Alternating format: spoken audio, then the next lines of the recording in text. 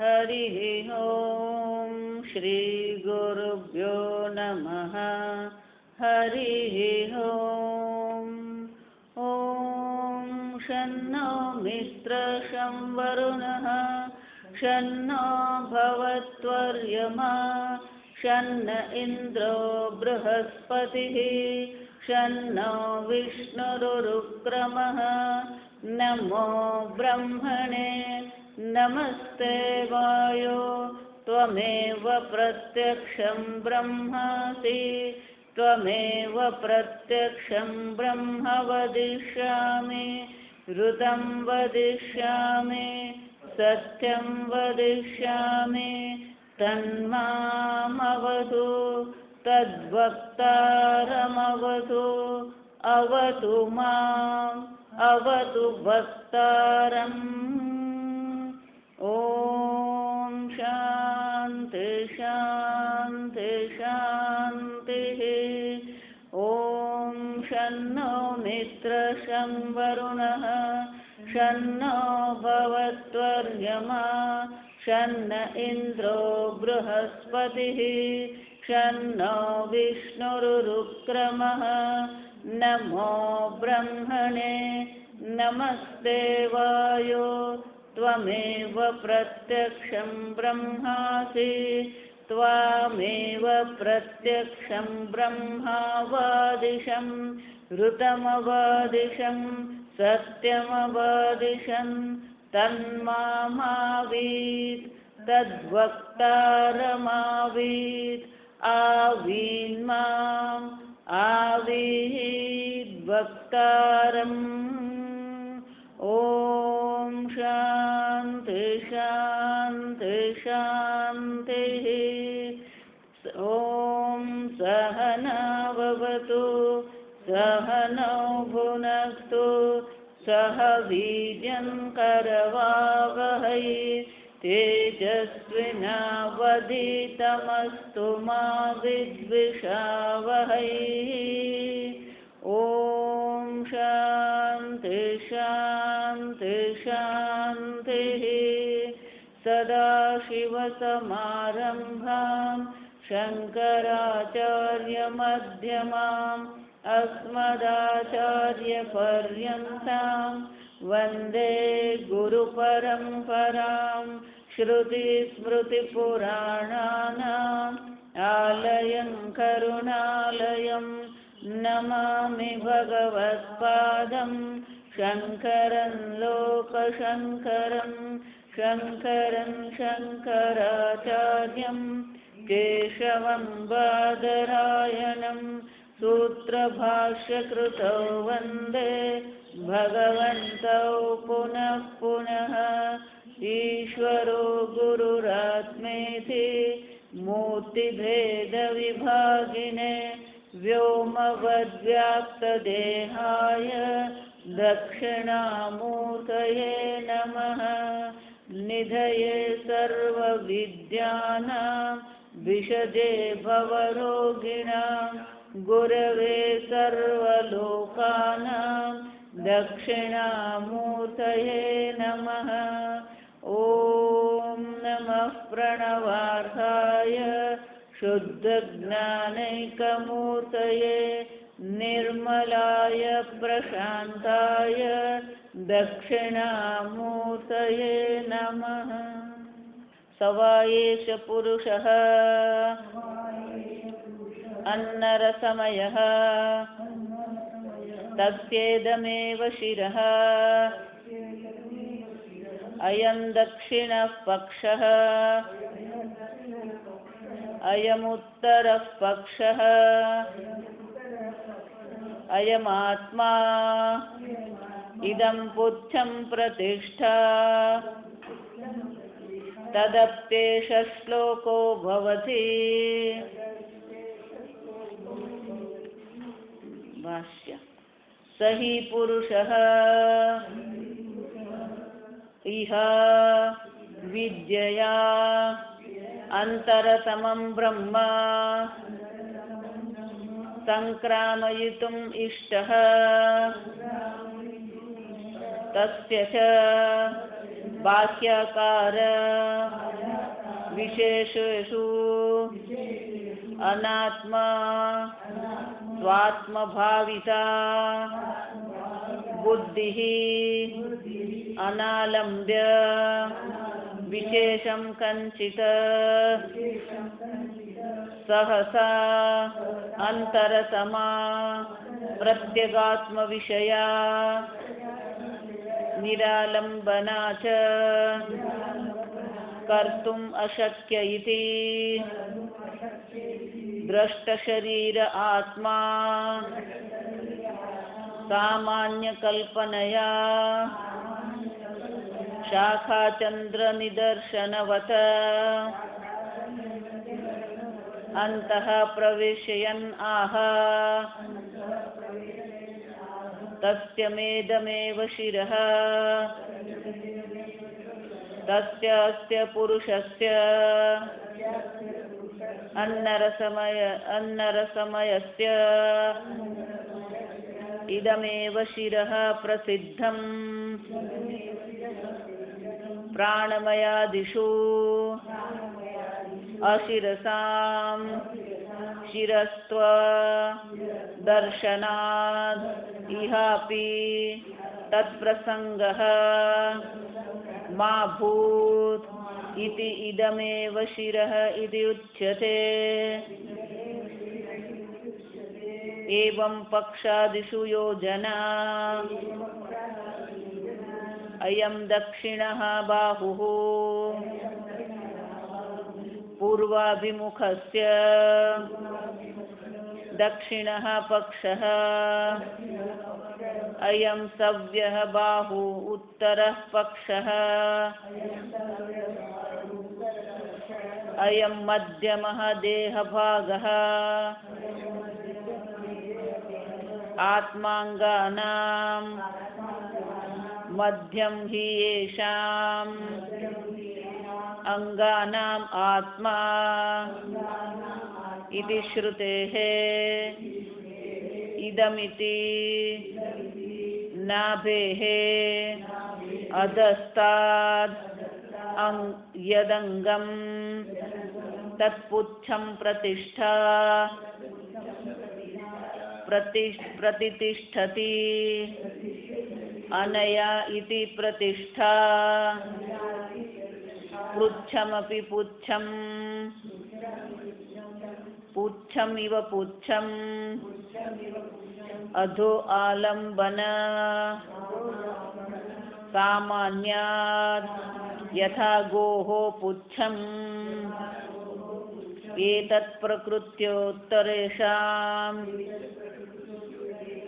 प्राणमयादीनां रूपकत्वसिद्धिः मूषानिषिक्ताद् द्रुतताम्र प्रतिमावत तदपि एषः श्लोकः भवति। तत्तस्मिन्नेव अर्थे ब्राह्मणोक्ते अन्नमयात् आत्मप्रकाशकः एव श्लोकः मंत्रः भवति। अन्नात् पुरुषः सवा एष पुरुषः अन्न रसमयः। शंकराचार्य जी आ वाक्य पर भाष्य लगता कैसे सवा एषः सह पुरुषः એ જે પુરુષ છે જે અન્ન રસમયમાંથી બનેલું શરીર છે એ પુરુષ જે છે ગઈકાલે જોયું એમ કર્મ જ્ઞાન અધિકાર કર્મનો પણ અધિકાર છે જ્ઞાનનો પણ અધિકાર છે। હવે આગળ શંકરાચાર્યજી કહે છે જ્યારે બે પ્રકારના અધિકાર છે તો આ બેમાં કયું જો આ સમજો સંપૂર્ણ ભગવદ્ ગીતામાં અર્જુન આ ચર્ચા કરે કે ભગવાન કર્મ સારું કે જ્ઞાન સારું જો વિચાર એટલે શંકરાચાર્યજી લાંબી ચર્ચા કર્યા વગર સ્પષ્ટ રીતે સમજાવે છે સહી પુરુષ ઇહ વિદ્યયા અંતરતમમ બ્રહ્મ સંક્રામયિતુમ ઇષ્ટઃ. ઇષ્ટ એટલે કે એના માટે ખરેખર ઈચ્છનીય વસ્તુ કઈ છે, યોગ્ય વસ્તુ કઈ છે, એના માટે વિદ્યા દ્વારા અંતરતમમ બ્રહ્મ. આ બ્રહ્મ કેવું છે, સૌથી અંદર છે. અંતરતમ એટલે સૌથી અંદર. આ તરતમ પ્રત્યય છે. જો સારું, એને વધારે સારું અને સૌથી સારું એવું આપણે કહીએ. સૌથી સારું ને શ્રેષ્ઠ કહેવાય. અંગ્રેજીમાં પણ શું કહીએ ને, ગુડ, બેટર, બેસ્ટ. બેટર અને બેસ્ટ એમ જયારે કહીએ એને તરતમ એવું સંસ્કૃતમાં કહેવાય. તો શંકરાચાર્યજી કહે છે અંતરતમ સૌથી અંદર છે. એટલે સૌથી અંદર શું કામ કીધું? આગળ તો કીધું કે આ બ્રહ્મ સર્વવ્યાપી છે.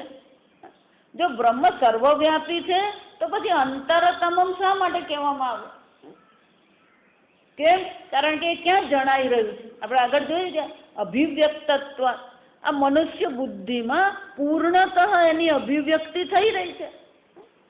પણ એ મનુષ્ય બુદ્ધિમાં જે અભિવ્યક્તિ થઈ રહી છે, એ અભિવ્યક્તિ જે થઈ રહી છે એને બદલે આપણે જોઈએ છે શું? આપણી દ્રષ્ટિ ક્યાં છે? બાહ્ય દ્રષ્ટિ છે. ઘડો જોવું એ બાહ્ય દ્રષ્ટિ છે, માટી જોવું એ અંતર દ્રષ્ટિ છે. અંતરતમ વિકસિત સર્વમમ અંતરતર. તાઈ તર ને તમ જ છે. જો સમજ, ઈશ્વરને પ્રાર્થના કરીએ ને તો આ જ કરવાની. આ આપને પેલું આપને આ કરી આપો એમ નહીં. મારા આંતરિક હૃદયને તમે શું કરો? વિકસિત કરો. બહુ સુંદર છે. અંતરતમ આ સૌથી અંદર એ બ્રહ્મ રહેલું છે. અંદર એટલા માટે કીધું કે ત્યાં જ એની ઉપલબ્ધિ થઈ રહી છે. બ્રહ્મની ઉપલબ્ધિ ક્યાં થવાની? એ બુદ્ધિની ગુહામાં જ થવાની. પણ એ બુદ્ધિની ગુહામાં બ્રહ્મને જે આપણે ઉપલબ્ધ થઈ રહ્યું છે એને જાણવા માટે શું કરવું પડે? સંક્રામયિતુમ ઇષ્ટઃ. સંક્રામયિતમ.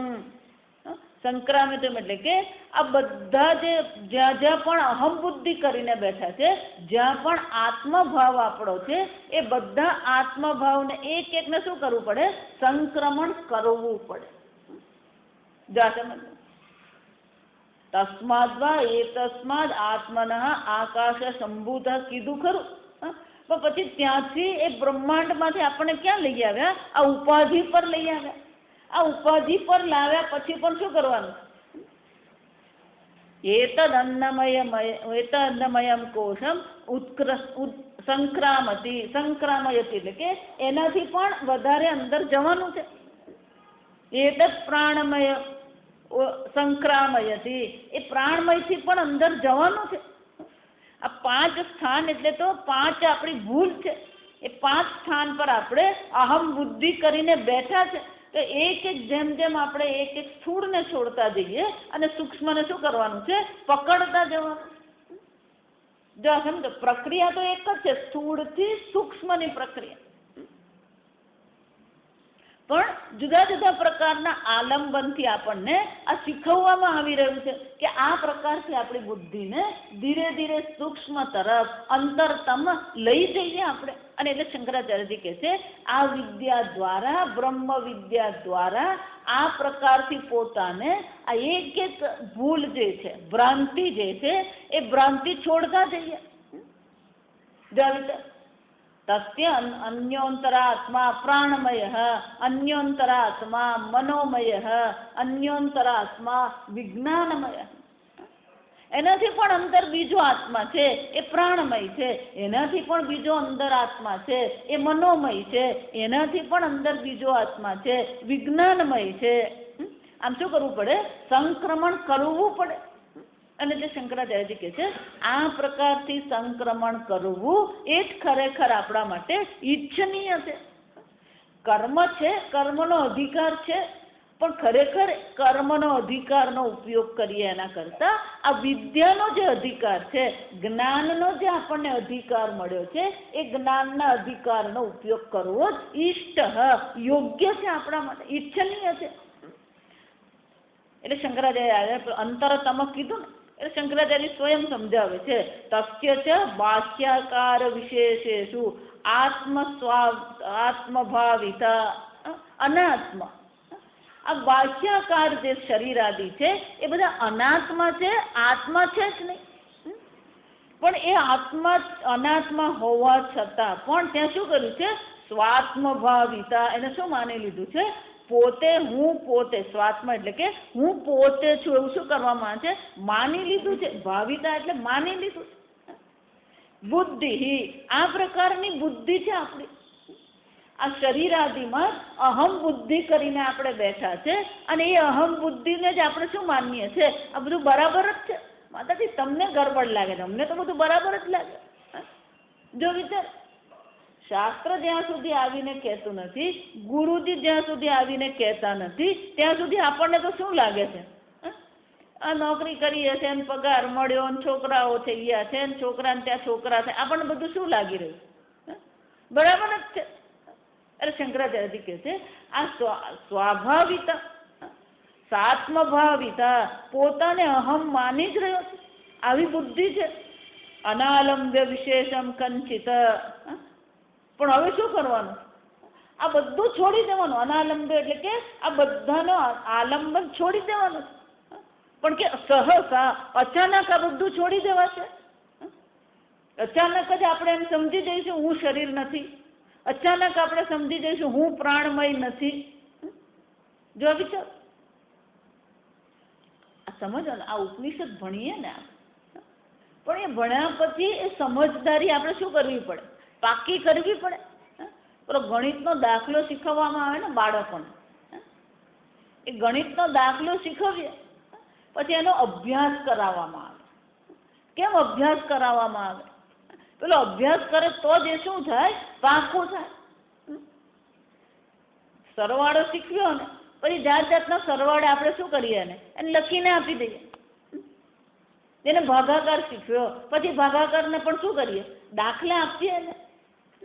જો એમ શ્રુતિ માતા પણ આપણને એક પછી એક દાખલો આપે. જો 5 દાખલા છે. પહેલો દાખલો કયો છે? આ અન્નમયનો. આ અન્નમય છે જેમાં આપણે શું કર્યું છે? સ્વાત્મભાવિતા બુદ્ધિ. આ આત્મા, આ શરીર હું છું.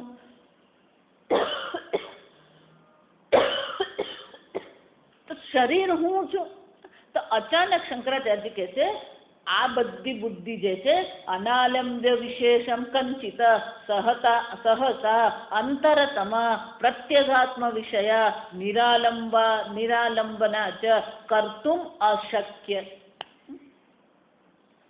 અચાનક જ બધા આલંબન વગરનું એ બુદ્ધિને આલંબન વગરની બનાવવી શક્ય જ નથી. કેમ? સહસા, અચાનક. આ અચાનક એટલા માટે છે કે જન્મો જન્મથી આપણે પોતાને શું માનતા આવે? હું શરીર છું, હું પ્રાણ છું, હું ઇન્દ્રિય છું. આ બુદ્ધિ છે, દેહાદી બુદ્ધિ છે. અને એટલે શંકરાચાર્યજી કહે છે અચાનક જ આ બધાને છોડી દઈને નિરાલંબના, કોઈ આલંબન વગરની બુદ્ધિ કરવી કેવી છે? અશક્ય જ છે. જો ગીતામાં અર્જુન પૂછ્યું કે ભગવાન હું અક્ષર બ્રહ્મનું ચિંતન કરું કે સગુણ બ્રહ્મનું ચિંતન? ત્યારે ભગવાન શું કીધું? કે જેના દેહમાં બુદ્ધિ જે છે એને માટે કેવું છે? ખરેખર તો અક્ષર બ્રહ્મનું ચિંતન જ કરવાનું. પણ અક્ષર બ્રહ્મનું ચિંતન ક્યારે કરી શકે? ક્લેશોધિકતરસ્તેષાં અવ્યક્તા સક્ત ચેતસા.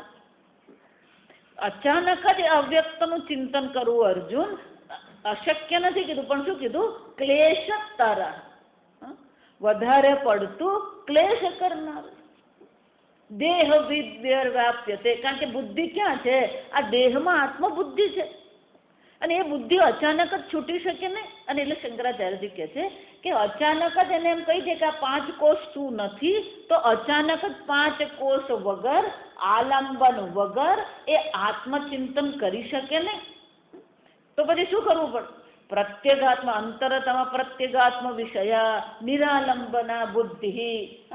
જ્યાં દેહાત્મ બુદ્ધિ છે એમાં અચાનક જ કોઈ પણ આલંબન વગર પ્રત્યેગાત્મામાં અહમ બુદ્ધિ કરવી અશક્ય ઇતિ દ્રષ્ટ શરીર આત્મ સામાન્ય કલ્પનયા. અને એટલા માટે અહીંયા શ્રુતિ માતા એક સરસ મજાનો ઉપાય પકડે છે. શું કરે છે? દ્રષ્ટ શરીરાત્મ સામાન્ય કલ્પનયા. આ શરીર જે આપણે જોઈએ છે એ જે શરીર જે છે એની સામાન્ય કલ્પના કરવામાં આવી રહી છે. આપણું જે શરીર જે છે એ શરીરનો શું કરવામાં આવી રહી છે? એની એક કલ્પના કરવામાં આવી રહી. જા સમજ, આવો સુંદર કલ્પના છે. અને એ કલ્પનામાં સામાન્ય કલ્પનયા એટલે કે આ બધી વસ્તુ સામાન્ય છે. જો આ કલ્પના એમ કહીએ ને, શાસ્ત્રમાં 3 શબ્દ છે. એક ઉપમા શબ્દ છે, એક કલ્પના શબ્દ છે.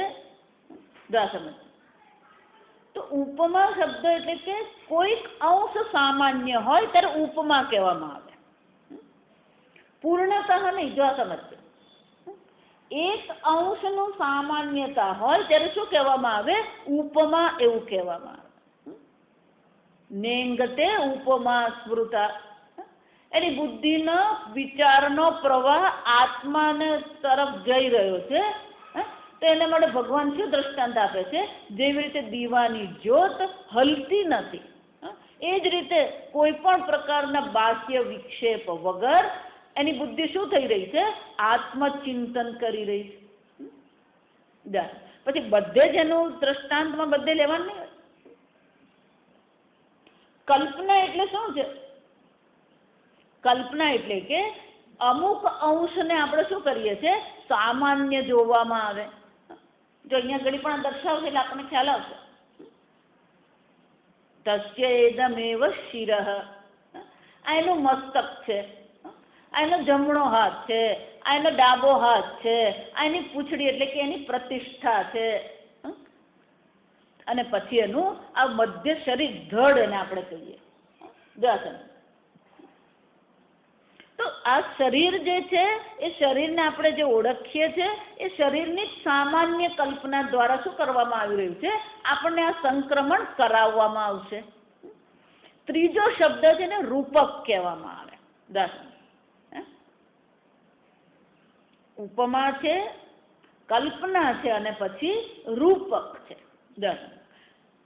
રૂપક એટલે શું છે? તો કે દરેક અંશ સામાન્ય છે. દરેક અંશમાં શું કરાય? સરખામણી કરી શકીએ. નવદ્વારે પૂરે દેહી એમ જયારે કહેવામાં આવે કે આ શરીર જે છે કેવું છે? નવદ્વાર વાળી નગરી છે. તો નગરીમાં જેટલી બધી વસ્તુઓ હોય એ દરેક વસ્તુનો અહીંયા ઘડી પણ આપણે શું કરી શકીએ? જોઈ શકીએ. આત્માનમ રથિનમ વિદ્ધિ શરીરમ રથમેવતુ. આ રથ કલ્પના છે. આ રથ કલ્પના ખરેખર રૂપક છે. કેમ?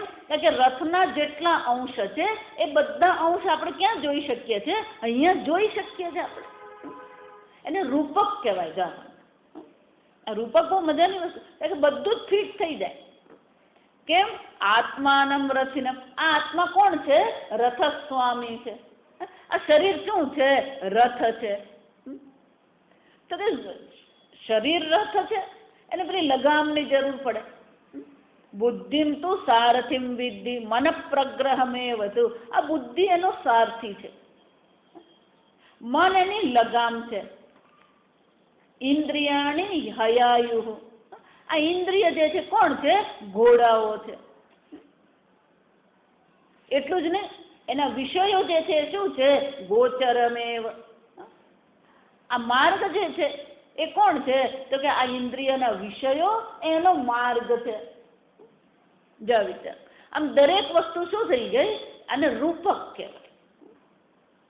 એમ કલ્પના અહીંયા કરવામાં આપણું શરીર છે જ. હવે આપણે શું કરવાનું છે? એક કલ્પના કરવાની છે. કેમ? કે એ કલ્પના દ્વારા જ આપણને શું કરશે? સંક્રમણ કરાવવામાં આવશે કે આ અન્નમય શરીર છે, પછી શું કરવામાં આવશે? પ્રાણમય છે, પછી મનોમય. દરેક જગ્યાએ શું કરવામાં આવશે? આ પક્ષીની કલ્પના છે. અહીંયા કલ્પના કોની છે? પક્ષીની કલ્પના કરવામાં આવે. એનું શરીર શું છે, એની પાંખ શું છે, એની પૂંછ શું છે, એનું શરીર શું છે, એનું શિર શું છે. અને એટલે શંકરાચાર્યજી કહે છે કે અચાનક જ અનાલંબન થઈ શકાય ને, અચાનક જ આ બધાને છોડી દેવાય ને. અને એટલા માટે શું કરવામાં આવી રહ્યું છે? દ્રષ્ટ શરીર આત્મ સામાન્ય કલ્પનયા શાખા ચંદ્ર નિદર્શનવત. કોના સમાન છે? શાખા ચંદ્ર નિદર્શન. બીજનો ચાંદ હોય ને, સૂર્યાસ્ત થઈ ગયો છે પણ હજી સંધ્યાકાળ છે. સૂર્યાસ્ત થયા પછી શું હોય? પેલો સંધ્યાકાળ હોય. એ સંધ્યાકાળમાં શું હોય? હજી અજવાળું હોય. એને થોડું થોડું જયારે અજવાળું હોય ત્યારે પેલો બીજનો ચાંદ દેખાતો હોય. એટલે બીજનો ચાંદ જોવો હોય તો થોડીક મુશ્કેલી પડે. તો બીજનો ચાંદ જોવા માટે શું કરવાનું? શાખા ચંદ્ર ન્યાય કહેવાય એને.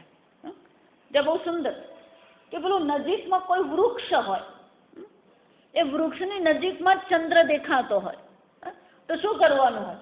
એ વૃક્ષની શાખા પકડવાની. જો વિચાર એને શું કહેવાય? જો પેલું આંબાનું ઝાડ દેખાય તો કે હા દેખાય. જો એની જમણી તરફની ડાળી દેખાય તો કે હા દેખાય. એ જમણી તરફની ઉપરને ભાગે જો સમજ, અને એની ઉપર જો સમજ, અને જ્યાં એની ઉપર જો તેને શું દેખાવાનું? હા દેખાય. સમજ. એનો અર્થ શું થયો? કોનો આલંબન લીધો? પેલી શાખાનો આલંબન લીધો. શાખાને બીજના ચંદ્રનો કોઈ સંબંધ નથી, આ સમજજો. પેલી શાખા અહીંયા છે અને પેલો ચંદ્ર ત્યાં છે, જો આ સમજ. પણ શું કર્યું? શાખાનો આલંબન લીધું અને પછી શાનું નિદર્શન કરવામાં આવ્યું? પેલો ચંદ્ર બતાવવામાં આવ્યો, બીજનો ચાંદ બતાવવામાં. એ જ રીતે અહીંયા પણ શું કરવામાં આવી રહ્યું છે? આ પક્ષી કલ્પના દ્વારા. પક્ષી કલ્પનાને પકડવાનું નથી, એ તો ફક્ત શું છે? આલંબન છે. જેમ પેલો શાખા આલંબન છે ચંદ્રના દર્શન કરવા માટે, એ જ પ્રકારથી આ પક્ષીના શરીરની જે કલ્પના અહીંયા કરવામાં આવી છે એ પણ શું છે? માત્ર આલંબન. જો એટલે મેં કલ્પના કીધું એને. જા સમજો. ઉપમા, કલ્પના અને રૂપક. જો સમજો. કલ્પના એટલે ખરેખર કલ્પના જ છે, પણ એ કલ્પના પણ આપણા માટે શું બની શકે? આલંબન બની શકે. અને એટલે શંકરાચાર્યજી કહે છે જેવી રીતે શાખા ચંદ્ર નિદર્શન વત એટલે એના જ સમાન. જેવી રીતે ચંદ્ર બીજનો ચાંદ બતાવવા માટે શાખાનું આલંબન લેવામાં આવે, એ જ પ્રકારથી અંતરતમ બ્રહ્મમ, સૌથી અંદર જે બ્રહ્મ રહેલો છે, જે તમારું ચૈતન્ય સ્વરૂપ છે, એને દર્શાવવા માટે શું કરવામાં આવી રહ્યું? આ પક્ષીની કલ્પના કરવામાં આવે. અને પક્ષીની કલ્પના દ્વારા અંતઃ પ્રવેશયન શું કરવાનું છે? અંદર પ્રવેશવાનું છે. એનો અર્થ શું થાય? એક એક કોષને પકડીને ત્યાં કલ્પના કરવાની, એ સમજવાનું, અને એ સમજ્યા પછી શું કરવાનું? શ્રુતિમાં આપણને કહે છે અન્યોંતરાત્મા પ્રાણમય. એટલે અન્નમયને છોડીને પછી ક્યાં જવાનું છે? પ્રાણમય પર જવાનું. અન્યોંતરાત્મા મનોમય. આમ એક એકને છોડતા જવાનું. જો આગળ મેં કીધું એમ કે આ બધું એક દિવસની વસ્તુ નથી. અહીંયા સમજીએ ને ત્યારે બધું એક જ દિવસનું લાગે, પણ એટલે આ છઠ્ઠા અધ્યાયમાં ભગવાન જયારે આ ચર્ચા કરે છે ધ્યાન યોગની, ત્યારે અર્જુન પર ધીમે રહીને ભગવાનને કહે છે યોયમ યોગ સ્વયા પ્રોક્ત. ભગવાન, આ તમે જે આ ધ્યાન યોગની ચર્ચા કરી કે આત્મા દ્વારા આત્માનું ચિંતન કરવાનું, ચિંતન કરનાર પણ આત્મા જ છે, વિષય પણ આત્મા જ છે. તો અર્જુન શું કે છે? ભગવાન, આ મારા માટે તો શું છે? શક્ય લાગતું નથી. કેમ? ચંચલમ હિ મન કૃષ્ણ. કારણ કે મારું મન કેવું છે? ચંચળ છે. ત્યારે ભગવાન શું કે છે? અર્જુન, વાત તારી એકદમ સાચી, અસંશયમ. અર્જુન, વાત ખોટી છે જ ને. કેમ? કારણ કે આ મન કેવું છે? ચલ છે જ. અસંશય, એમાં કોઈ સંશય કરવાનો જ નથી. જો સંશય કરવાનો નથી એનો અર્થ શું થયો? પોતાની જાત પર કોઈ પણ પ્રકારનો અભિપ્રાય બાંધવાની જરૂર નથી. આવું હું તો કરી શકું ને, આવો નકામો છું. જા સમજ. અસંશય દ્વારા ભગવાન શું કહે છે? તમારી જાતને તમારે કોઈ પ્રકારથી નીચી પાડવાની જરૂર નથી, અધમ બતાવવાની જરૂર છે જ નહીં. કારણ કે મન કેવું છે? એ ચંચળ જ હોય. મન ચંચળ જ હોય, એમાં શંકા કરવાની જરૂર જ નથી હોતી. અને મન ચંચળ છે એટલે તું કરી શકે નહીં એવું પણ તારા વિશે તારે અભિપ્રાય બાંધવાની જરૂર નથી. જો સમજો, અર્જુન ભગવાનને કહે છે કે ભગવાન આ તમામ યોગ જે તમે કીધો એ મને શક્ય લાગતો નથી. એટલે પોતાની જાતને એને શું બનાવી દીધી? અસમર્થ બનાવી. એટલે ભગવાન કહે છે અસંશય અર્જુન, એમાં શંકા કરવાની જરૂર જ નથી. એમાં તારે પોતાને અસમર્થ મનાવવાની જરૂર નથી, એવું માનવાની કોઈ જરૂર નથી. કેમ? અભ્યાસેન તુ કૌંતેય વૈરાગ્યેન ચ ગૃહ્યતે. આ શક્ય બને અર્જુન, એ આત્મચિંતન કરવું, આત્મને ગ્રહણ કરવું શક્ય બનશે ક્યારે? અભ્યાસેન તુ કૌંતેય વૈરાગ્યેન ચ ગૃહ્યતે. અર્જુન શું કરવાની જરૂર છે? અભ્યાસ કરવાની જરૂર છે. સતત આપણી બુદ્ધિ શું થવી જોઈએ? એ અભ્યાસ કરવી જોઈએ. બ્રહ્માર્પણમ બ્રહ્મ હવિ બ્રહ્માગ્નૌ બ્રહ્મણાહુતમ. આમ આપણે શું કરીએ? અભ્યાસ કરતા રહીએ એનો. અને એટલે અહીંયા ઘડી શંકરાચાર્યજી કહે છે કે આ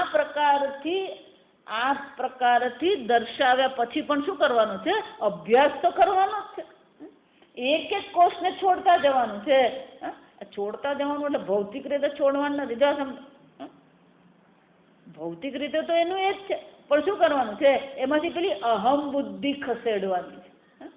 સ્વાત્મભાવિતા બુદ્ધિ જે છે તેને શું કરવાનું છે? હું શરીર નથી. જો એટલે હું હંમેશા કહું છું, આટલી વસ્તુ એક મનમાં દ્રઢ કરી દેવાની, હું શરીર નથી, હું શરીરમાં રહું છું. જો આ દ્રઢતા લાવવી પડે. એ દ્રઢતા ક્યારે આવે ખબર? તાવ આવે ને ત્યારે આવે. આ સમજમાં. સામાન્ય રીતે બધું બરાબર ચાલતું હોય. તાવ આવે અને તાવમાં શરીર દુખતું હોય, શરીર ધ્રુજતું હોય, 4 ધાબળા ઓઢ્યા પછી પણ શું છે? પેલી ઠંડી લાગતી હોય. જા સમજ. ત્યારે શું કહેવાનું? હું શરીર નથી. હકીકતમાં સામાન્ય સ્થિતિમાં હું શરીર નથી કેવું નહીં. પ્રતિકૂળતા તમને શાના માટે ભગવાન આપી રહ્યા છે? હું શરીર નથી ને એ સમજાવવા માટે. જા સમજો, હું કોણ છું? હું તો આ શરીર ધ્રુજી રહ્યું છે એનો સાક્ષી છું. આ શરીરને ઠંડી લાગી રહી છે, મને ઠંડી લાગતી નથી. શરીર તપી રહ્યું છે, હું તપતો નથી. આપણી તકલીફ એ છે કે પેલું શરીર તપે ને એમ આપણું તપવાનું શરૂ થાય. વિચાર, એ પ્રતિકૂળતા આવે ને ત્યારે જ આપણે પોતાને શું કરવાના છે? આ શરીરથી અલગ કરી દેવાનું છે. શરીરથી શું કરવાનું? પોતાને અલગ કરી દેવાનું. હું શરીર નથી.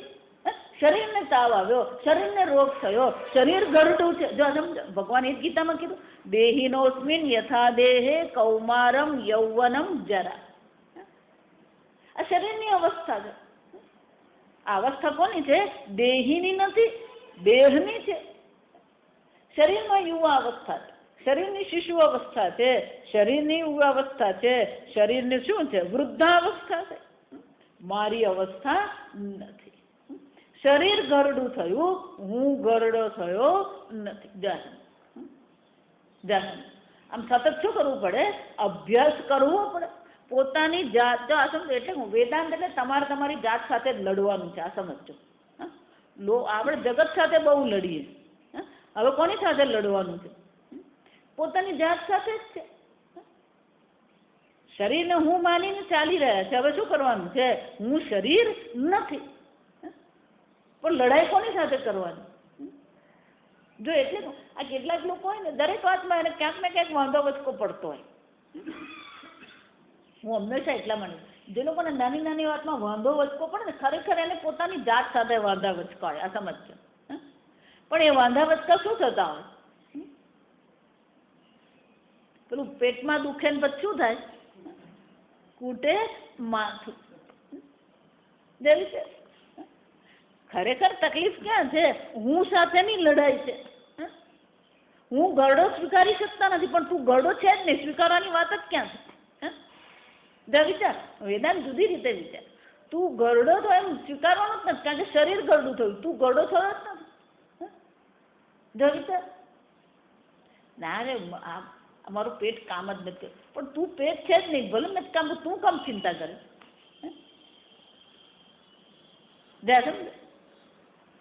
આમ શું કરવાનું? પેલું આલંબન છોડવાનું છે. એક એક આલંબન શું કરતા દેવાના છે? છોડતા દેવાના. અન્યોંતરાત્મા. અને એટલે શંકરાચાર્યજી કહે છે તસ્ય ઇદમ એવ શિરઃ. શ્રુતિમાં તો આપણને આ પક્ષી કલ્પના કરાવે છે, એનું આ શિર છે, એનું આ મસ્તક છે. તસ્ય પુરુષસ્ય અન્નરસમયસ્ય ઇદમેવ શિરઃ પ્રસિદ્ધમ. શંકરાચાર્યજી કહે છે અન્નમય રસ જે આ શરીર છે એનું શિર તો શું છે? પ્રસિદ્ધ છે. એટલે શું કહે છે? ઇદમ એવ. ઇદમ એવ દ્વારા શું કહેવામાં આવી રહ્યું છે? આ પ્રસિદ્ધ જ છે, બધાને જ ખબર છે, આ મસ્તક છે. પ્રાણમયાદિષુ શિરસામ શિરત્વ અદર્શનાત ઇહાપી તત્ પ્રસંગ મા ભૂત. અન્નમય રસ જે છે એમાં બધું ફિક્સ બેસી જાય. જો આ સમજજો કેમ? આ મસ્તક છે, દક્ષિણ પક્ષ એટલે કે જમણો હાથ છે. જો આ સમજજો. એ જ રીતે પછી શું છે? વામ એટલે કે ડાબો હાથ છે, પુચ્છ એટલે કે એની પ્રતિષ્ઠા છે, આશરો છે, અને પછી આ શરીર છે, દેહ છે. જો એટલે શંકરાચાર્યજી કહે છે ખાલી અન્નમય કોષમાં આ બધું બરાબર આવી જાય કે આ શિર છે, આ હાથ છે, આ પક્ષી છે. પ્રાણાદિષુ અદર્શનાત. પ્રાણાદિષુ શિરસામ શિરત્વ અદર્શનાત. એમાં કોઈ શિર છે ને, પ્રાણમયનો કોઈ શિર નથી ને પક્ષ પણ નથી. જો પક્ષ એટલે પાંખ. વિચાર ઇહાપી તત્પ્રસંગ મા ભૂત.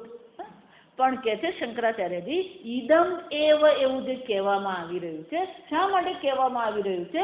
કારણ કે એ શું છે? આ એ ઇદમ એવ એટલે કે આ પ્રત્યક્ષ છે. ઇદમ કહીને શું કહેવામાં આવી રહ્યું છે? આ પ્રત્યક્ષ અન્નમય રસમાં આ પ્રત્યક્ષ એક એક અંગ આપણે જોઈ શકીએ છીએ.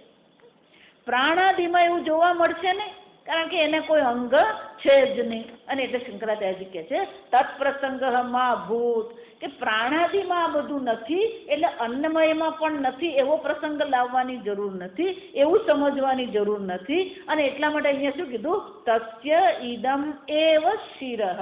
આ પ્રસિદ્ધ વસ્તુ બતાવી રહ્યા છે આપણને. એવમ પક્ષાદિષુ યોજના. એ જ પ્રકારથી પક્ષાદિમાં પણ શું કરવાનું છે? યોજના એટલે કે જોડવાનું છે. આ યોજના એટલે આપણે યોજના કરીએ નહીં. જો સમજજો, યોજના એટલે શું છે? એ કલ્પનાને શું કરવાની છે? આ શરીર સાથે જોડવાની છે, સમજવાનું છે. કેમ? અયમ દક્ષિણ બાહુ પૂર્વાભિમુખસ્ય દક્ષિણ પક્ષ. પૂર્વાભિમુખસ્ય. પૂર્વાભિમુખસ્ય એટલે શું છે? પૂર્વમાં તમે શું કરો? જો સમજો, આ બહુ સરસ શંકરાચાર્યજી કહે કે આ જમણા હાથને દક્ષિણ કેમ કહેવામાં આવે? કે તમે પૂર્વ તરફ ઉભા રહો તો તમારો જમણો હાથ કઈ બાજુ આવે? દક્ષિણ બાજુ આવે. જા સમજો, આ બધું બરાબર જ હોય. સમજ વિચાર. પૂર્વાભિમુખ જ પૂર્વ તરફ મોડું કર્યું એટલે દક્ષિણ બાજુ જે તમારો હાથ આવે એને શું કીધું? દક્ષિણ પક્ષ. એનો અર્થ શું થયો? જમણો હાથ. દક્ષિણ એટલે જમણા હાથને સંસ્કૃતમાં દક્ષિણ કહેવાય. જા સમજો. અયમ સવ્ય બાહુ ઉત્તર પક્ષ. ઉત્તર પક્ષ કેમ? કારણ કે પૂર્વાભિમુખ હોઈએ તો ઉત્તર બાજુ જે છે એ કયો છે? સવ્ય. સવ્ય એટલે ડાબો હાથ આપણો.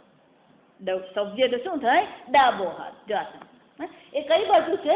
ઉત્તર બાજુ છે. એટલે શંકરાચાર્યજી કહે છે અયમ દક્ષિણ પક્ષ અયમ ઉત્તર પક્ષ અયમ મધ્યમ દેહ ભાગમ આત્માંગાનામ. આ આત્માના જે બધા અંગ છે એનો આ મધ્ય ભાગ છે એ શું છે? મધ્ય ભાગ એ શરીર છે, એનું ધડ આપણે જેને કહીએ. મધ્યમ હિ એષામ અંગાનામ આત્મા ઇતિ શ્રુતેઃ. જો વિચાર, હાથ, પગ, મસ્તક એને અંગ કહેવામાં આવે, અને આ ધડ છે એને અંગી કહેવામાં આવે, જે મધ્યમાં છે. શંકરાચાર્યજી કહે છે શ્રુતિ પણ એ પ્રકારથી જ વર્ણન કરે છે કે જે મધ્ય ભાગ છે એ આત્મા છે, અને બાકીના બધા શું છે, એ આત્માના અંગો છે. મધ્યમ હિ એષામ અંગાનામ આત્મા, આ બધાના અંગોમાં મધ્યમાં કોણ છે, આ આત્મા છે, એટલે કે આ ધડ છે. ઇતિ શ્રુતેઃ ઇદમ ઇતિ નાભેઃ અધસ્તાદ અંગમ. અને નાભીથી જે નીચેનો અંગ જે છે, યદ અંગમ તત્ પુચ્છમ પ્રતિષ્ઠા, તસ્યેદમેવ શિરઃ, અયમ દક્ષિણઃ પક્ષઃ, અયમ ઉત્તરઃ પક્ષઃ, અયમ આત્મા, ઇદમ પુચ્છમ પ્રતિષ્ઠા. જો આ સમજો, મૂળ મંત્ર છે. તો મૂળ મંત્રમાં શું કીધું, અયમ આત્મા, આ આત્મા છે, આત્મા એટલે કે મધ્ય ભાગ છે. ઇદમ પુચ્છમ પ્રતિષ્ઠા, અને આ એની પૂંછડી છે. જો આ સમજો, પણ પૂંછડી એટલે પૂંછડી લેવાની છે, પ્રતિષ્ઠા. શ્રુતિ માતા શું કે છે, એ પ્રતિષ્ઠા છે. જો આ પક્ષી છે, પક્ષીની કલ્પના છે, પક્ષીનો પ્રતિષ્ઠા ખરેખર ક્યાં ગળી છે, આ પૂંછડીમાં. જો આપણને ખબર નથી પડતી આ બધી, આપણને એમ જ લાગે કે ખરેખર એની પાંખથી, પાંખ તો ફક્ત એને શું છે, ઉડવા માટે મદદ. ખરેખર એ બધું કામ જે કરે, આ જેવી રીતે પેલું વિમાન હોય ને, વિમાનમાં પેલી પાછલી પૂંછડી હોય, એ શું કરે, એને સુકાનનું કામ કરે. એ જ રીતે આ પૂંછડી જે છે, એ પુચ્છ પણ શું કરે છે, સુકાનનું કામ કરે એના માટે. એટલે અહીંયા શું કે છે, પુચ્છમ પ્રતિષ્ઠા. એટલે પ્રતિષ્ઠા કોને કહેવાય, પ્રતિષ્ઠતી અનયા ઇતિ પ્રતિષ્ઠા, પુચ્છમ ઇવ પુચ્છમ. શંકરાચાર્યજી કે છે પૂંછડી એટલે કે જાણે કે પૂંછડી, ઈવ એટલે શું છે, જાણે કે. કારણ કે અન્નમય રસ જે પુરુષ છે એમાં પૂંછડી નથી. જો આ સમજો, પુચ્છ છે નહીં, એટલે શું કહેવાનું, જાણે કે પુચ્છ છે. કેમ, અધ આલંબન સામાન્ય, સામાન્ય તો આ જ છે.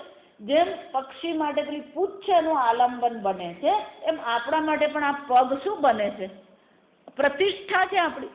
આ શરીર ઊભું કોને કારણે ઊભું રહી શક્યું છે, આ શરીરને, આ પગને કારણે. એટલે પગ આપણો શું છે, આલંબન છે, પ્રતિષ્ઠા છે.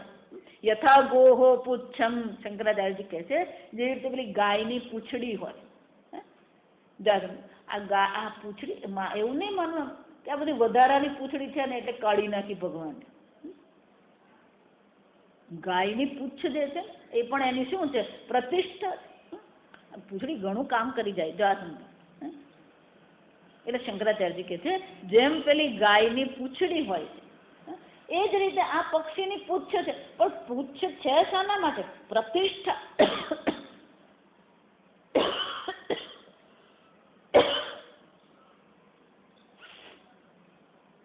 પૂંછડી શું છે, ઇદમ પુચ્છમ પ્રતિષ્ઠા, એની પ્રતિષ્ઠા.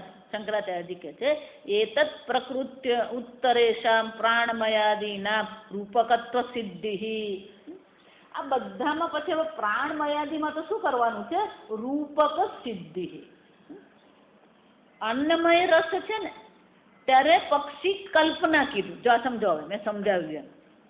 અન્નમય રસ કીધું ત્યારે શું કીધું, પક્ષીની કલ્પના છે. કારણ કે દરેક અંગ શું થઈ જાય છે, મેચ થઈ જાય. પણ પ્રાણાદિ જ્યારે આવશે ત્યારે શું કરવાનું છે, રૂપક છે. કેમ, કારણ કે એ જોવાનું છે. કારણ કે ભૌતિક રીતે ત્યાં આગળ શિર કે ભૌતિક રીતે બે હાથ, ભૌતિક રીતે પ્રતિષ્ઠા દેખાવાની નથી આપણને. આત્માનમ રથિનમ વિદ્યમ જ્યારે કીધું તો પેલો રથ, રથિનમ એટલે રથસ્વામી અંદર બેઠેલો દેખાવાનો નથી. શરીરમ રથમ એમ કીધું એટલે કે પેલું રથ જેવું શરીર નથી. જો સમજો, ભૌતિક કલ્પના ત્યાં નથી.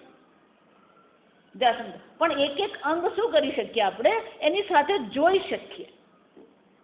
જો એટલે એને માટે શું કહેવામાં આવે, એને રૂપક કહેવામાં આવે. અને શંકરાચાર્યજી કહે છે પ્રાણાદિના પ્રકૃત્ય ઉત્તરેષામ. આ પ્રકૃત્ય એટલે કે અન્નમય રસ, આ સંસ્કૃત ભાષામાં ભાષ્યમાં જોવામાં આવે પ્રકૃતિ એમ કહીએ ને, પ્રકૃતમ એમ જ્યારે કહેવામાં આવે, પ્રકૃતમ એટલે કે જેની અત્યારે ચર્ચા થઈ રહી છે, વર્તમાન વિષય જે છે એને શું કહેવાય? પ્રકૃતમ કહેવાય.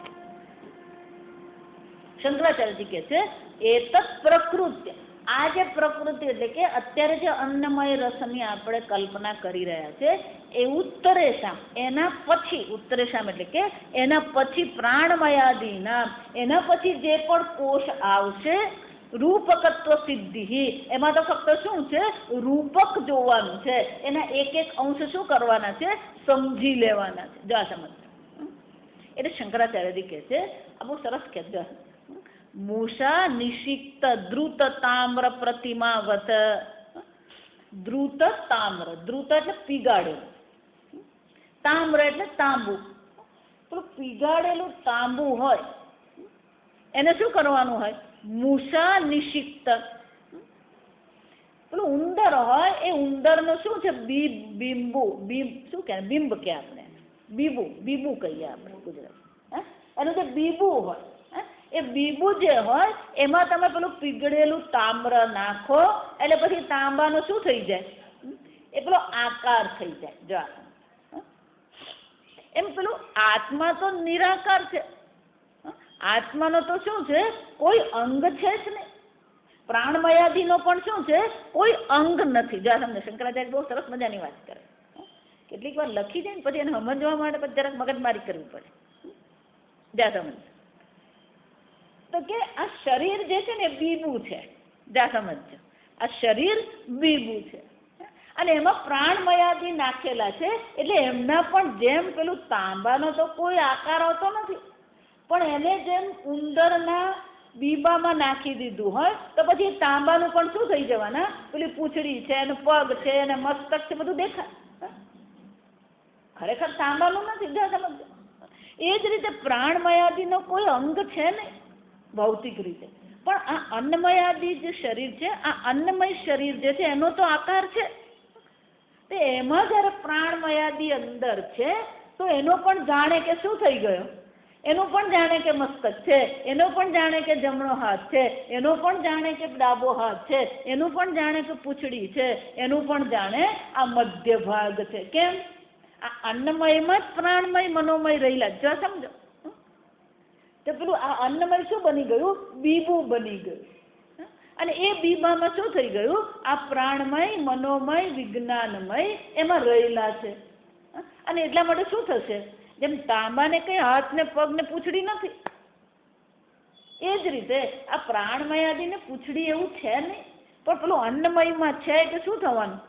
તદપી પ્રતિમાવત, જેમ પેલું તાંબાની પ્રતિમા બને એમાં પ્રાણમય પણ જાણે કે પેલું પ્રતિમા હોય એવું આપણે કલ્પના કરી લેવાની.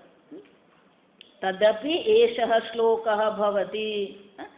જો આપણે આગળ જોઈ ગયા, તદપ્યેષ શ્લોકો ભવતી, પહેલી વાર આપણે આવી જતું સત્યમ જ્ઞાનમ બ્રહ્મવિદ આપનોતિ પરમ તદેશ્યાભ્યુક્તા. એને માટે શું છે? આ રૂત એને આપવામાં આવે. શાસ્ત્રમાં બે વિભાગ છે, એ મંત્ર વિભાગ છે અને બ્રાહ્મણ વિભાગ છે. જો આ સમજો, આમ વેદ એમ કહીએ, વેદના 4 વિભાગ છે. વેદના કેટલા વિભાગ છે? 4 વિભાગ છે. એક મંત્ર વિભાગ છે, બીજો બ્રાહ્મણ વિભાગ છે, ત્રીજો આરણ્યક છે. જો આ જેવી રીતે તૈત્તિરીય ઉપનિષદ છે ને, એવી રીતે તૈત્તિરીય આરણ્યક પણ છે. જો આ સમજવાનું, જેમ આ તૈત્તિરીય ઉપનિષદ છે એના પહેલા શું છે? તૈત્તિરીય આરણ્યક પણ આવે. જા સમજવાનું, એનો અર્થ શું થાય? મંત્ર છે, બ્રાહ્મણ છે, આરણ્યક છે અને પછી ઉપનિષદ છે. આ બધી વ્યવસ્થા છે ને, ખરેખર તમે જુઓ ને પછી તમને એને માટે માન થાય. જો આ સમજ, 4 જે છે ને, 4 આશ્રમ છે. જો આ કઈશ પછી તમને ખબર પડશે. 4 વિભાગ જે છે એ 4 આશ્રમ છે. એ જમાનાના ગુરુકુળની આપણે વિચાર કરીએ તો ગુરુકુળમાં જ્યારે બાળકને મૂકવામાં આવતા હતા ત્યારે એ બાળકોને શું શીખવવામાં આવતું? આ મંત્રો શીખવવામાં આવતા. જો આ સમજ, બાળકો શું શીખે? આ મંત્રો શીખે. પાઠશાળામાં એને શું કરવામાં આવે? આ વેદના મંત્રો શીખવવામાં આવે. વેદના મંત્રો શીખ્યા પછી બ્રાહ્મણ છે, જો આ સમજો. બ્રાહ્મણ એટલે કે યજ્ઞ કરવાની બધી વિધિ છે. કયો યજ્ઞ કરવો હોય તો કયો સામાન જોઈએ, પછી એ સામાનની સાથે કયા પ્રકારની આહુતિ આપવાની, અને એ આહુતિ વખતે કયો મંત્ર બોલવાનો, આ બધાનું શું છે? વિધિ વિધાન છે. યજ્ઞ કર્મને વિધિ વિધાન છે. તો કે આ બ્રાહ્મણ જે સેક્શન છે કોના માટે છે? ગ્રહસ્થ માટે છે. યજ્ઞ કરવા વાળો કોણ છે? ગ્રહસ્થ છે. એને ગ્રહસ્થ આશ્રમ પછી જ્યારે એ સાંસારિક જવાબદારીમાંથી નિવૃત્ત થાય ત્યારે એને માટે વાનપ્રસ્થ માટે શું છે? આરણ્યક છે. જો વિચાર, વિધિ વિધાન દ્વારા યજ્ઞ કરવું એ ગ્રહસ્થ માટે છે. ગ્રહસ્થીમાંથી નિવૃત્ત થઈને પછી એને શું કરવાનું છે? આરણ્યક છે. અને છેલ્લે સંન્યાસ કોને માટે છે? ઉપનિષદ કોને માટે છે? સંન્યાસ આશ્રમ છે. જો એટલે કહું, સંન્યાસ તો કમ્પલસરી છે, ભલે આપણે એને માનતા હોઈએ કે નહીં માનતા. અત્યારે ગાડું આપણું ગ્રહસ્થ પર જ અટકી પડે છે, તકલીફ જ ત્યાં છે. પેલું આરણ્ય ક્યાં આવતું નથી ને ઉપનિષદે આવતું નથી. વાનપ્રસ્થ આશ્રમ એટલે ઓછામાં ઓછું સામાજિક પ્રવૃત્તિ. છોકરાના લગ્ન થાય ને એટલે પછી લગ્નમાં બીજે બધે કોને મોકલવાના? ભાઈ તું જ જા. પણ આપણને તો દખું ચોખા ખાવામાં જ મજા આવતી હોય.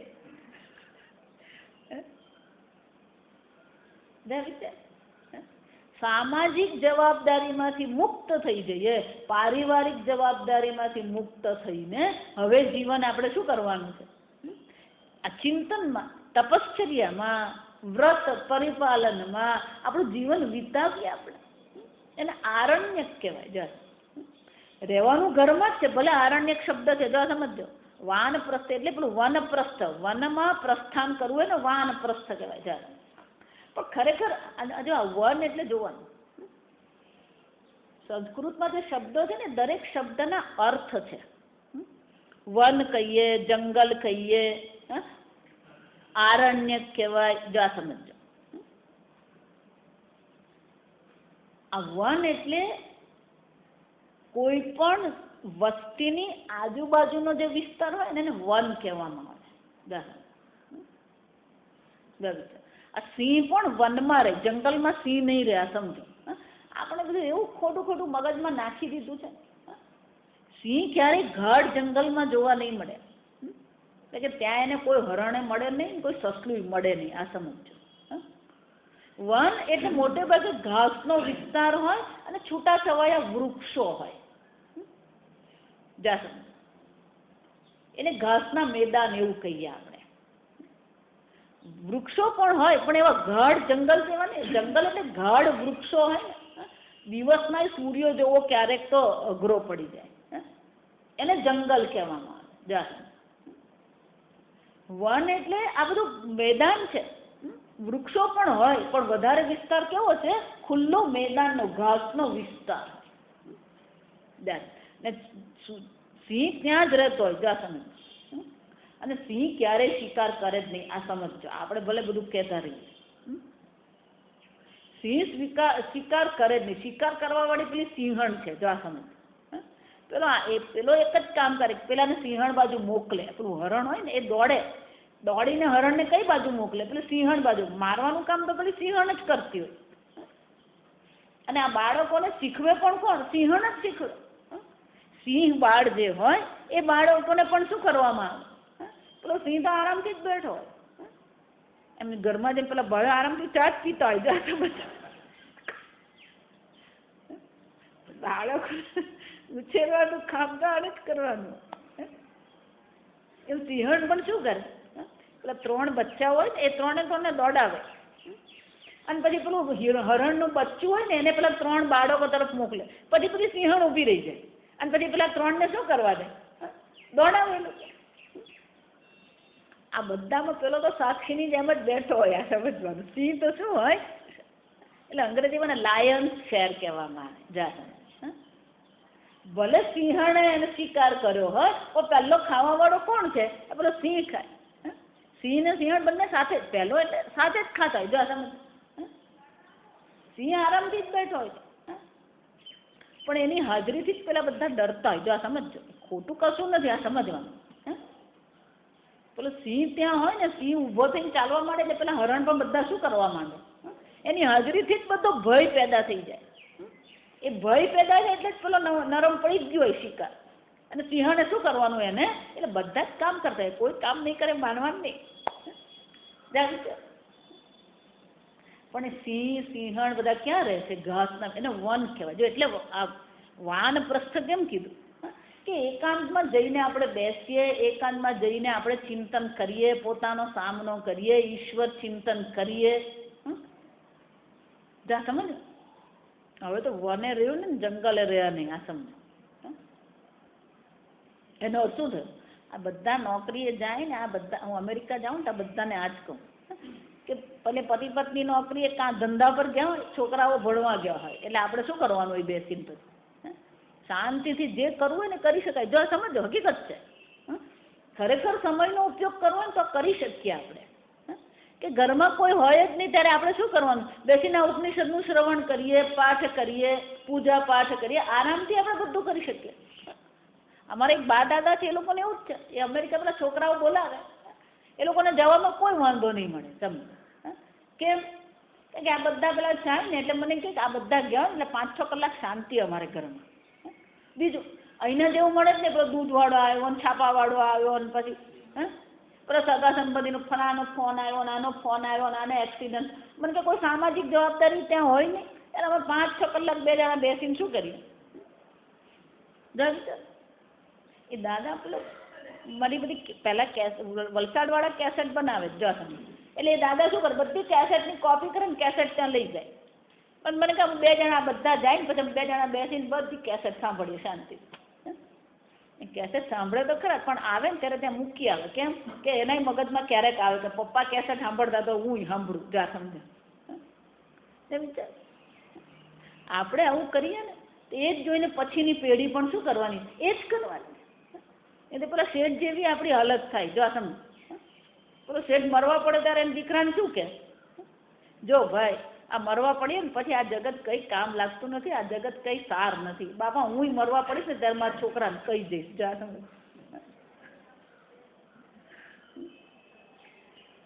યદ્યદાચરતિ શ્રેષ્ઠ તત્તદેવ ઈતરજન. માતા પિતા જો વાનપ્રસ્થ જીવન જીવે ને તો આપોઆપ પેલો શું કરવાનો? એનો વખત આવે ત્યારે કરવાનો જ છે. હમણાં એક દાદાને જ તકલીફ, પેલો વર્ષોથી વેદાંત સાંભળે પણ એમનો છોકરો સાંભળતો નથી. જો સમજ. એટલે કાયમ મને કે હું આને કેટલી વાર કહું કે કંઈક વાંચ, કંઈક સાંભળ, કરતો જ નથી. મેં કહું તમે 55 વર્ષે શરૂ કરું ને, એ 55 વર્ષે શરૂ કરશે, ચિંતાઓ કામ કરો? જો વિચાર, તમે શરૂ કર્યું છે એણે જોયું જ છે કે પપ્પા મમ્મી આ કરી જ રહ્યા છે. ફક્ત એનો વખત હજી આવ્યો નથી. એનો વખત આવશે એટલે એ પણ શું કરવાનું? કરવાનું જ છે. જો સમજવાનું, વાનપ્રસ્થ જીવનમાં બે વસ્તુ છે. પોતાને પણ ફાયદો છે અને બીજાને પણ આપણે શું કરી રહ્યા છે? એક દ્રષ્ટાંત પૂરું પાડી રહ્યા છે. આ સમજવાનું. નહીં તો હવેની પછીની પેઢી શું કરવાની? આમે આ પ્રદૂષણ તો એટલું વધી જ ગયું છે કે જીવશે કેમ એ જ પ્રશ્ન છે. આજ પછીના આ 11 ચાલે. જો આ સમજજો, પ્રદૂષણને અત્યારે જે પ્રકારથી પ્રમાણ છે એ પ્રમાણ પ્રમાણે જોઈએ ને તો 25માં શું હાલત હશે ને કોઈને ખબર જ નથી. ભોગની પ્રધાનતા થઈ ને એટલે આ પ્રદૂષણ. પણ ભોગ ઓછો કરીએ તો શું થવાનું? જો એટલે હું કહું છું ઓછામાં ઓછું અન્ન ખાઓ, ઓછામાં ઓછું પેપર વાપરો. આ સમજો, સેવ પેપર સેવ અર્થ. આ જો પહેલેથી કહેતી આવી કે આ પ્રદૂષણ બચાવવું હોય તો વૃક્ષ સિવાય કોઈ ઉપાય નથી. અને વૃક્ષોને બચાવવા હોય તો શું કરવું પડે? આ ઓછામાં ઓછા પેપર વાપરવા પડે. કે આ બધા પેપર શામાંથી બને? વૃક્ષોમાંથી બને. પણ આજકાલ બાળકો જે રીતે વાપરે ને નોટબુક, અમે તો પેલી વરસ પૂરું થાય ને એટલે જેટલી નોટમાં જેટલા કોરા પાના એ બધા શું કરવામાં આવે? કાઢી લેવાની અને પછી એના પરથી પાછી બીજી નોટ બનાવવાની. અને એ નોટ પર શાના માટે વાપરવાની? પેલા અભ્યાસ માટે. વિચાર, આ પેન્સિલ પણ એ જ છે, લાકડામાંથી જ પેન્સિલ બને. આ સમજો. આપણી એક પેન્સિલ પેલા 2 મહિના ચાલે, પેલો મહિનામાં જ પેન્સિલ ખોવી નાખેલી, વાપરતો નહીં હોય, ખોવી નાખેલી. અને મા બાપ પાછું ગૌરવ માને નવી પેન્સિલ, અલે પણ પેલી જૂની તો પૂરી કરાવે ને. આ સમજો, જેટલી પેન્સિલ વધારે વાપરીએ, જેટલા પેપર વધારે વાપરીએ, એટલા વૃક્ષો વધારે કપાવાના. જો એટલે કહું, આજકાલ એક બીજું આ ઝેરોક્સનું ધડાધડ પેલા લોકો ઝેરોક્સ કરાવતા હોય. આ સમજો, એવું કંઈ બહુ જરૂરી નહીં હોય તો ઝેરોક્સ કરેલા પેપરમાં પાછલું ખાલી જે છે એમાં શું કરી શકો તમે? પાછું ઝેરોક્સ કરી શકો. કોકને ધારો કે મોકલવાનું છે તો એના પર ઝેરોક્સ કરીને મોકલો તો કંઈ આપણી ઇજ્જત જવાની નથી. જો સમજો, અમેરિકામાં તો હવે બધે આ બધા વેપારીઓ જે છે ઈમેલ જે કરે ને એમાં નીચે લખી જ દીધું હોય, જરૂર હોય તો જ આને પ્રિન્ટ કરજો. જો આ if necessary then only you print it. આ સમજ કઈ તરફ આ જગત જઈ રહી છે. વાનપ્રસ્થ કોને કહીએ ને સંન્યાસ કોને કહીએ? ભોગની પ્રધાનતામાં ક્યાં વાનપ્રસ્થ અને ક્યાં સંન્યાસ. જો સમજો, એટલા માટે કહું કે જો અત્યારે વાનપ્રસ્થ હશે ને તો પછી કોઈ શક્યતા છે. આ સમજો, બધાની આંખ અત્યારે આ વૈદિક ધર્મ પર છે, આપણને ખ્યાલ નથી. કે એ લોકોને ખબર છે કે આટલા કાળથી, અનંત કાળથી આ વૈદિક સંસ્કૃતિ ટકી છે. જો એ ટકી ગઈ છે એનો અર્થ શું થયો? દરેક પ્રકારના કાળમાંથી એ પસાર થઈ ગયું. જો વિચાર, આ વૃક્ષ હોય ને, એ વૃક્ષ જે મોટું હોય ને, જે આ બધા કાપે છે વૃક્ષો, આપણા વિકાસના નામે વૃક્ષો બધા કપાઈ ગયા. જો આ સમજો, રસ્તા સરસ બની ગયા પણ સાથે સાથે શું થયું? વૃક્ષો બધા કપાઈ ગયા. અને કપાઈ ગયા તો પાછા બીજા શું કરવા જોઈએ? રોપવા પડે. પણ આ વૃક્ષને પણ કાપીએ ને આપણે તો એના પર પેલી રીંગ આવે. એ કેટલી જાડી છે કે કેટલી પતલી છે એના પરથી નક્કી થાય. જો એ જાડી છે એનો અર્થ કે એ વર્ષે ખૂબ વરસાદ પડ્યો. પતલી છે એનો અર્થ શું થયો? એને પોષણ ઓછું મળેલું. તો વૃક્ષ શું કરે?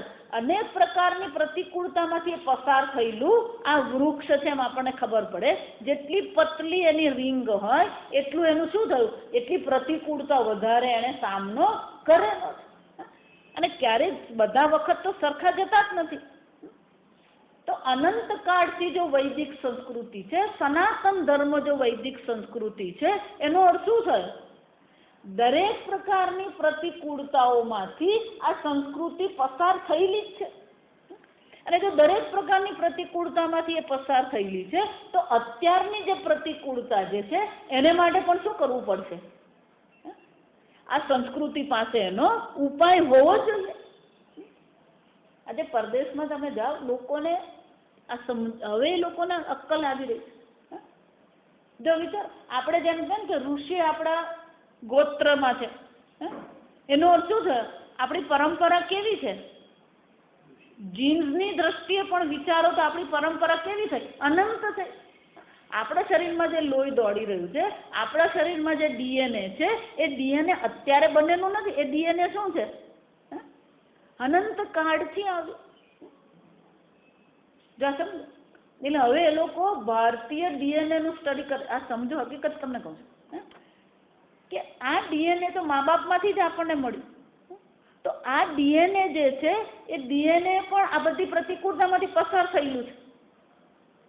જા સમજો, તો એ બધી પ્રતિકૂળતામાંથી પસાર થયેલું ડીએનએ જે છે એનામાં આ બધી ક્ષમતા હોવી જોઈએ. આ બધાનો સામનો કરવા માટેની શું હોવી જોઈએ? સામર્થ્ય આ ડીએનએમાં હોવું જોઈએ. તો જ એ ટક્યું, નહીં તો ટકે નહીં. જો વિચાર, એટલે કહું, આપણે કોઈ પણ ખોલીએ ને તો 4 કે 5 પેઢી તો અમસ્તી મળી જાય આપણને. આપણા ઘરમાં પણ જોઈએ તો આપણને શું મળે? ભારતમાં 4 પેઢી જોવા મળે છે. આ સમજજો, પરદેશમાં રહ્યું નથી. આપણે ત્યાં 4 પેઢી તો શું છે? સામાન્ય છે. મારી માં છે, જો વિચાર, 80 વર્ષની, એની દીકરી છે, એની દીકરી છે ને એની દીકરી છે, જો સમજો તો શું થયું? એક સાથે કેટલા થયા? 4 પેઢી છે. અને મેં મારી બહેનો બધાએ તમે દાદી નહીં જોયા, જો સમજો. તો મારી માં જે છે એને કેટલી પેઢી જોઈ કહેવાય? જો સમજો બરાબર. એણે એના દાદા દાદીને જોયા, એના માતા પિતાને જોયા, પોતાની પેઢી જોઈ અને પોતાના પછીની 3 પેઢી જોઈ. એટલે એ કોની સાક્ષી છે? 6 પેઢીની સાક્ષી થઈ. જો વિચારો. એટલે વૈજ્ઞાનિકો વિચારે છે કે આ જીન જે છે એ કેવું હોવું જોઈએ? બધી પ્રતિકૂળતાને પહોંચી વળે એવું હોવું જોઈએ. આ સંસ્કૃતિ પણ કેવી હોવી જોઈએ? દરેક પ્રકારની પ્રતિકૂળતાને એ પહોંચી શકે એવી આ સંસ્કૃતિ હોવી, તો જ એ ટકી ગઈ, નહીં તો એ ટકે નહીં. આજે તમે ખાલી તમે ઈમેલ પર જાઓ ને, અરે ઇન્ટરનેટ પર એન્સિસ્ટ્રી આમ કરીને પણ તમે બોલો, એન્સિસ્ટ્રી એટલે પૂર્વજો. આજે એ લોકો બધા શોધી રહ્યા છે કે આપણા પૂર્વજો ક્યાં હતા. કારણ કે બીજા વિશ્વયુદ્ધમાં અને પહેલા વિશ્વયુદ્ધમાં મોટા ભાગેના બધાને શું થઈ ગયું હતું? ઘણા બધા મૃત્યુ પામ્યા અને ઘણા બધા બધું છોડીને ભાગી ગયા. એટલે પોતાના વંશ પૂર્વજો ક્યાં હતા ને કેવા હતા ને કોણ હતા શું છે ખબર જ નથી આપણને. આપણને આપણા દાદાનો ફોટો મળે, જો સમજો. જો વિચારી ગયા. હમણાં એક છોકરો આવ્યો, એના પપ્પાના ને એના દાદાના પણ દાદાનો એનો ફોટો જો, એટલો એક્સાઇટ થઈ ગયો એ છોકરો. ન્યુઝીલેન્ડથી આવ્યો, દાદાના પણ દાદા, જો સમજ. એને ફોટો પાડ્યો ને પછી એને એના બધા મિત્ર મંડળને બતાવ્યું, જો આ મારા દાદાના દાદા. જો વિચાર, વિચારી. આ વૈદિક સંસ્કૃતિ. પણ એને સાચવ્યું તો કોણ સાચવવાનું? આપણે નહીં સાચવવાના તો કોણ સાચવવાનું? આ સમજવાનું. એટલા માટે શાસ્ત્ર અધ્યયન કરવું પણ કર્તવ્ય છે. અઘરું છે એમ કરીને બેસી નથી જવાનું. શાસ્ત્ર અધ્યયન કરવું પણ શું છે? આપણા માટે કર્તવ્ય છે. કારણ કે આપણે શાસ્ત્રનું અધ્યયન આપણે નહીં કરીએ તો પછી કોણ કરવાનું? અને શાસ્ત્ર અધ્યયન જ આપણે નહીં કરીશું તો એ શાસ્ત્ર ટકી શકશે? સંસ્કૃત લેંગ્વેજમાં એવું જ છે. આ વસ્તી ગણતરીના નામે એ લોકોનું એક આયોજન એવું છે કે સંસ્કૃતને ઉડાડી દેવી. કેમ? કારણ કે નિયમ એ લોકો એવો બનાવેલો છે કે કોઈ પણ ભાષા 1 કરોડથી ઓછા લોકો બોલતા હોય કે જાણતા હોય તો એને મૃત ભાષા તરીકે તમે જાહેર કરી શકો. જો એટલે મેં ઘણા બધા, ગઈ વખતે મેં કીધું હતું કે તમારી વસ્તી ગણતરી આવે ને ત્યારે સેકન્ડ લેંગ્વેજ તરીકે હિન્દી નહીં બતાવવાની, પણ કઈ બતાવવાની? સંસ્કૃત. કારણ કે આપણે વાંચીએ છીએ ને ભણીએ છીએ. જો સમજો, આપણે સંસ્કૃતમાં રોજ ગીતાનો પાઠ કરીએ, રોજ વિષ્ણુ સહસ્રનામનો પાઠ કરીએ જ છીએ આપણે. એનો અર્થ શું થયો? ભલે આપણા સંવાદમાં નથી પણ આપણે એનું અધ્યયન તો કરી જ રહ્યા. જો સમજો. એટલે આખું એક અભિયાન ચાલ્યું આનું કે દરેકે પોતાનું સેકન્ડ લેંગ્વેજ શું બતાવવાની? સંસ્કૃત બતાવવાની. પહેલી ભાષા પોતાની રાજકીય ભાષા હશે. તામિલ વાળો તામિલ લખે, ગુજરાતી વાળો ગુજરાતી લખે, પણ બીજી ભાષા બધાની કઈ આવવી જોઈએ? સંસ્કૃત આવવી. આ સંસ્કૃતની આપણને બહુ વિશેષતા લાગતી નથી. હમણાં ઇંગ્લેન્ડમાં આખો એનો યુટ્યુબ પર એનો આખો 15 મિનિટનો આખો પ્રોગ્રામ બતાવે. પેલા બાળકોને સંસ્કૃત, જો વિચારજો, પહેલા ધોરણમાં, હા સમજજો, પહેલા ધોરણમાં ત્યાં બાળકોને સંસ્કૃત શીખવવામાં આવે. સંસ્કૃત શીખ્યું તો ખરું, પણ સંસ્કૃતના શ્લોક બોલાવડાવ્યા, એની એ લોકોએ કોમ્પિટિશન રાખી. તો પછી એ લોકોનો ઇન્ટરવ્યૂ લેવામાં આવ્યો, એ બાળકોનો ઇન્ટરવ્યૂ લેવામાં આવ્યો, માતા પિતાનો ઇન્ટરવ્યૂ લેવામાં આવ્યો, એ શીખવનાર શિક્ષકોને. ત્યારે પ્રશ્ન પૂછ્યો કે આ સંસ્કૃત ભાષા તમે શું કામ શીખવો છો? તો કે સંસ્કૃત ભાષા અમે એટલા માટે શીખવીએ છીએ કે 3 ફાયદા છે સંસ્કૃત. પહેલી વસ્તુ એ છે કે બહુ સંક્ષેપમાં પણ ઘણું કહી જાય. જા સમજો, જા મારી વાત સાચી કહેવાય. બીજી વસ્તુ, આ સંસ્કૃત બહુ તર્કબદ્ધ છે. સંસ્કૃત શું છે? તર્કબદ્ધ ભાષા છે. એટલે બાળકોમાં તર્ક શક્તિ વધે. બાળકોમાં શું થવાની? એક તો સંક્ષેપમાં વિચાર કરતા શીખે, બીજું એ લોકોની તર્ક શક્તિ વધે, અને તર્ક શક્તિ જો એ લોકોની વધશે એના ઉપરાંત એ લોકોમાં એકાગ્રતા આવશે. સિંગલ પોઈન્ટેડનેસ. જો આ સમજો, આજકાલ છોકરાઓમાં વિક્ષેપ ખૂબ છે, અને એ લોકોએ કીધું બતાવ્યું, એ લોકો જો સમજો, એ લોકોએ આખું આ લોકોએ ડેમોન્સ્ટ્રેશન કરી બતાવ્યું કે અમારા બધા બાળકો જે બધા કેવા છે, શાંત થવા માંડ્યા, એકાગ્રતા આવવા માંડી, શાંતિથી એ લોકો બેસી શકે છે, શાંતિથી એ લોકો ભણી શકે છે. જા સમજો વિચાર, એનો અર્થ શું છે? આપણી સંસ્કૃતિની જે જીવન પદ્ધતિ બતાવી, બ્રહ્મચર્ય, ગ્રહસ્થ, વાનપ્રસ્થ અને સંન્યાસ, આ જીવન પદ્ધતિ છે આપણી. એ જીવન પદ્ધતિ શાના માટે છે? તો જ સંસ્કૃતિ ટકે, તો જ પછી આ પૃથ્વી પણ ટકવાની. આ સમજો, આજે ભૂકંપ ને બધું થઈ રહ્યું છે એવું માનવાનું નહીં, ખાલી કુદરતી પ્રકોપ છે. આપણે પણ એવું કંઈક કરી રહ્યા છે જેને કારણે શું થઈ રહ્યું છે? આ બધા કુદરતી પ્રકોપ થઈ રહ્યા છે. એમાં ક્યાંક ને ક્યાંક મનુષ્ય પણ શું છે? જવાબદાર છે. આ સમજો, આપણને ખ્યાલ નથી આવતો. આ સમુદ્રમાં જે પ્રવાહ ચાલે ને, ગરમ પાણી ને ઠંડા પાણી, અત્યારે એવું થઈ ગયું છે કે પેલો ઠંડા પાણીનો પ્રવાહ જે વિષુવવૃત્ત સુધી આવવો જોઈએ એ આવતો નથી. અને એ ઠંડો પાણીનો પ્રવાહ જે છે એ જાપાન પાસે થઈને શું થવો જોઈએ? વિષુવવૃત્ત સુધી પહોંચવો જોઈએ. જો આ સમજો, પણ અત્યારે એ પહોંચતો નથી. એટલે ત્યાં પણ જે થઈ રહ્યું છે કોને કારણે થઈ રહ્યું છે? કારણ પેલી ગરમી વધે છે ત્યાં. જો વિચાર સમજવાનું, આપણી વ્યવસ્થા જે છે કે મંત્ર વિભાગ એટલે બ્રહ્મચર્ય છે, બ્રાહ્મણ વિભાગ એટલે કે ગ્રહસ્થાશ્રમ છે, વાનપ્રસ્થ એટલે કે આરણ્યક છે. આ જીવન પદ્ધતિ છે. જ્યાં સુધી આ વૈદિક જીવન પદ્ધતિ આપણે નહીં અપનાવીએ ત્યાં સુધી આ શક્ય બનવાનું નથી. એ લોકોને ખબર પડી ગઈ. જો સમજો, આ જીવન પદ્ધતિ છે, પણ આમાં મંત્ર અને બ્રાહ્મણ, જો સમજો, આરણ્યક એટલે જીવન પદ્ધતિ છે, સંન્યાસ એટલે પણ શું છે? એ ધ્યાન અને જીવન પદ્ધતિ. આ સમજો, પણ મંત્ર અને આરણ્યક જે છે એ બંનેમાં વધારે સારામાં સારું પ્રમાણિત કોને માનવામાં આવે? બ્રાહ્મણને માનવામાં આવે. એટલે તૈત્તિરીય ઉપનિષદ એ બધા મંત્રો છે. તદપ્યેશ શ્લોકો ભવતી, ત્યાંથી શરૂ થયું. ક્યાંથી શરૂ થયું યાદ રાખવાનું. બોર્ડ આખી દુનિયામાં ફરીને આવીએ ને, પણ ક્યાં શરૂ થયું યાદ રાખવાનું. તો અહીંયા ઘડી કે છે તદપ્યેશ શ્લોકો ભવતી, કે એને માટે આ શ્લોક છે. જો સમજો, શ્લોક એટલે કે આ બ્રાહ્મણ મંત્ર છે.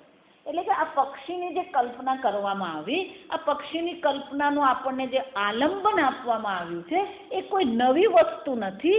એ બ્રાહ્મણમાં શું છે? આપણને જોવા મળે છે. જો સમજો, જેવી રીતે હું ગીતાનો શ્લોક બતાવું એને શું કહેવાય? અવતરણ કરેલું કહેવાય, પ્રમાણિત કરેલું કહેવાય. અવતરણ કરવું એટલે કે જે કહી રહી છું એ ગીતા દ્વારા પણ શું થાય છે? પ્રમાણિત થઈ રહ્યું છે.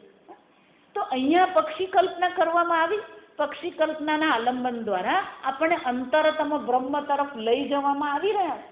તો એને માટે આ તમે ક્યાંથી લાવ્યા? તદપ્યેશ શ્લોકો ભવતી. એટલે શંકરાચાર્યજીનું વાક્ય વાંચો, તસ્મિન અર્થે એવ બ્રાહ્મણોક્તે. આ જ અર્થને સમજાવવા માટે બ્રાહ્મણોક્તે, બ્રાહ્મણ વિભાગમાં પણ એ કહેવામાં આવ્યું છે. બ્રાહ્મણોક્તે અન્નમયાત્મ પ્રકાશક એષ શ્લોકો ભવતી. અન્નમય કોષને પ્રકાશિત કરનાર એટલે કે અન્નમયનો નિર્દેશ કરનારો શ્લોક આ બ્રાહ્મણ વિભાગમાં પણ આપણને જોવા મળે છે. એટલે શ્રુતિ માતા સ્વયં કોનું અવતરણ કરે છે? બ્રાહ્મણ મંત્રનું અવતરણ કરીને આપણને કહે છે કે આ પ્રકારથી અન્નમયની પણ કલ્પના, પક્ષી કલ્પના કરવામાં આવી છે. અને એના દ્વારા જ આપણે શું કરવાનું છે? અંતરતમ બ્રહ્મ સુધી પહોંચવાનો પ્રયત્ન કરવાનો છે. અને એટલા માટે શું કીધું? તદપ્યેશ શ્લોકો ભવતી. આમ 4 છે ખરા, મંત્ર, બ્રાહ્મણ, આરણ્યક અને ઉપનિષદ. પણ એમાં બ્રાહ્મણને શું માનવામાં આવે છે? વધુ પ્રમાણિત માનવામાં આવે. એટલા માટે શંકરાચાર્યજી કહે છે કે આ બ્રાહ્મણ વિભાગમાંનો શ્લોક હવે શું કરવામાં આવી રહ્યો છે, અવતરણ કરવામાં આવી રહ્યો છે. એ અવતરિત શ્લોક આપણે આવતીકાલે જોઈશું. ઓમ અસતો મા સદ્ગમય તમસો મા જ્યોતિર્ગમય મૃત્યોર્મા અમૃતંગમય. ઓમ પૂર્ણમદ પૂર્ણમિદં પૂર્ણાત પૂર્ણમુદચ્યતે પૂર્ણસ્ય પૂર્ણમાદાય પૂર્ણમેવાવશિષ્યતે. ઓમ શાંતિ શાંતિ શાંતિ. હરિ ઓમ શ્રી ગુરુભ્યો નમઃ. હરિ ઓમ.